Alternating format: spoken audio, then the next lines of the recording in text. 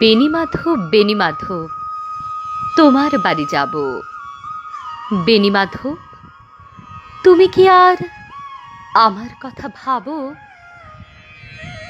বেণীমাধব, মোহন বাঁশি তমাল তরুমুলে বাজিয়েছিলে, আমি তখন মালতী স্কুলে ডেস্কে বসে অঙ্ক করি।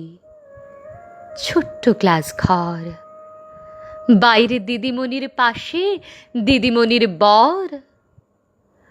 আমি তখন নবম শ্রেণী, আমি তখন শাড়ি।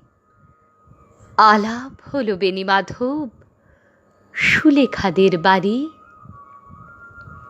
বেণীমাধব, বেণীমাধব, লেখাপড়ায় ভালো। শহর থেকে বেড়াতে এলে আমার রং কালো। তোমায় দেখে এক দৌড়ে পালিয়ে গেছি ঘরে। বেণীমাধব, আমার বাবা দোকানে কাজ করে। কুঞ্জে অলি গুঞ্জে তবু ফুটিছে মঞ্জরি। সন্ধেবেলা পড়তে বসে অঙ্কে ভুল করি।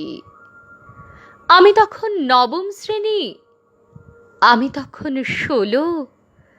ব্রিজের ধারে বেণীমাধব লুকিয়ে দেখা হলো। বেণীমাধব, বেণীমাধব, এতদিনের পরে সত্যি বলো, সেসব কথা এখনো মনে পড়ে? সেসব কথা বলেছ তুমি তোমার প্রেমিকাকে। আমি কেবল একটি দিন তোমার পাশে তাকে দেখেছিলেম আলোর নিচে, অপূর্ব সে আলো। স্বীকার করি দুজনাকেই মানিয়েছিল ভালো। জুড়িয়ে দিল চোখ আমার, উড়িয়ে দিল চোখ। বাড়িতে এসে বলেছিলেম ওদের ভালো হোক।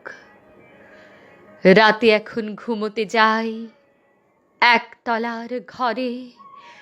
মেঝের ওপর বিছানা পাতা, জ্যোৎস্নায় সে পড়ে। আমার পরে জীবন ছিল চোরা পথের বাঁকে মিলিয়ে গেছে। জানি না আজ কার সঙ্গে থাকে। আজ জুটেছে কাল কি হবে, কালের ঘরে শনি। আমি এখন এই পাড়ার সেলাই দিদিমণি। তবু আগুন, বেণীমাধব, আগুন জ্বলে কই। কেমন হবে আমিও যদি নষ্ট মেয়ে হই।